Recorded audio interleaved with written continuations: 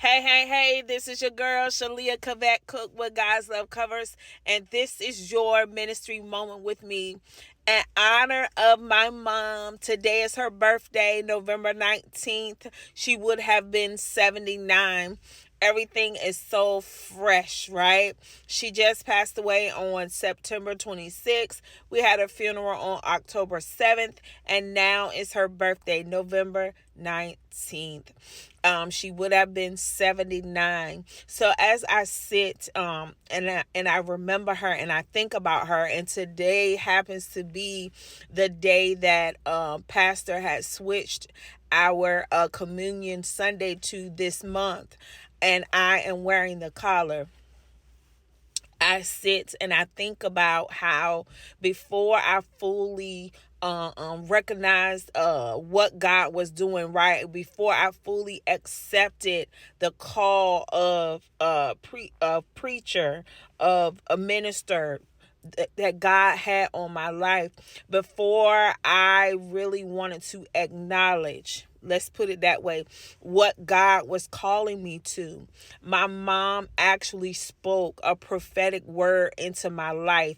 But before she did it, she actually, my grandma Nanny, which is Nanny, and my grandma Blanche, which is Nanny's daughter, they both had spoken to my life privately, that I would be a minister.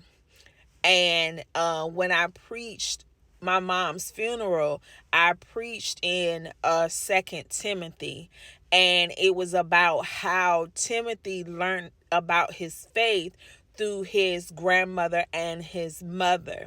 And so my mom had left a legacy. And so, when you're young and a prophetic word is spoken in your life, you forget that along your journey. And so, because I had actually forgotten it but remembered it at the same time, I was actually afraid to move into the calling. And before I acknowledged that God was calling me to wear the collar and to stand and to declare his word with boldness. Glory to God. My mom actually, one day she and I were having one of our transparent conversations, our candid conversations, and she was talking to me about how serious the call to pastor, to shepherd, to preach, to evangelize, to pray, to teach is. And she was telling me how important it is not to play with God, not to be puffed up in yourself, not to lead the people in the wrong direction while you are calling yourself a preacher, calling yourself a pastor, calling yourself a minister, calling yourself an evangelist. You have to make sure of the calling that God has on your life. You have to make sure that that's who God has called you to be. And she kept saying over and over again in the conversation, the collar is nothing to play with. The collar is nothing to play with. You have to be sure. You have to keep your heart pure. You have to keep your motives pure. The collar is nothing to play with. And she kept on saying it until it began to resonate in my heart that God was calling me. So he was giving me these moments where people were having conversations to me about it, not knowing, that God was actually calling on me and pulling on me to go forth with the calling. So I appreciate the fact that now I can look back on that conversation and recognize that my mother, God had given my mother those words of wisdom, and she was okay giving me that hard, that tough conversation. So I know it was God.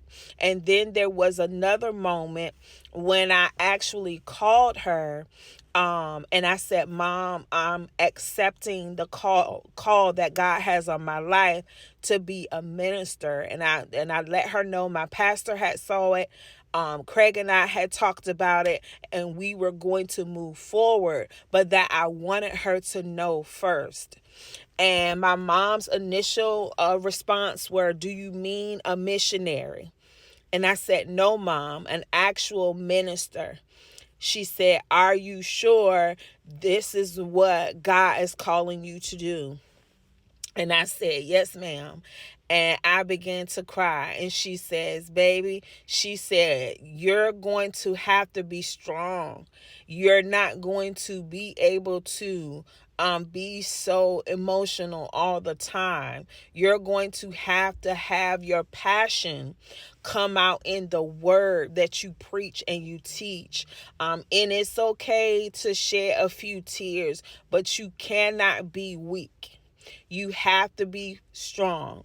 And then when she said that, every moment of where I was crying as a child, as a teenager, as a young woman, as a woman, every moment that I cried and before her and she didn't wrap her arms around me began to flash before my eyes. And God was saying, in that moment, your mother was building you up for ministry, because there's not going to always be a person physically there to wrap their arms around you, but they're going to let you cry yourself through it. They're going to let you pray yourself through it. And I believe that she understood that now it was my pastor's time and my husband's time to press me through ministry. So she saw me grow. She saw me grow into my calling. And now I have to go on without being able to go and dump a load on her and hear her say, "You're going to be all right." That was her thing that she would always give me every time I came to her, loaded down with the weight of ministry, loaded down with the weight of life, loaded down with the fact that I couldn't find a good balance, because I take my calling so seriously that everything for me is a ministry moment. Everything for me is a moment to minister. And so I'm trying to find a balance. So those of you that really know me, like family and friends and associates, and you don't see me, please understand. It's not that I don't want to be around you, even to my children and my grandchildren, my cousins, my siblings, my nieces, my nephews. It's not that I don't want to be around you.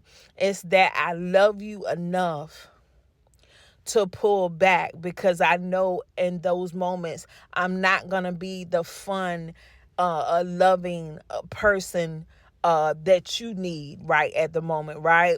Because I'm burdened. I feel a heaviness about what God is calling me to do and to say. So I need you all to know, in honor of my mother loved family. She loved gathering. She loved get together. She loved laughing.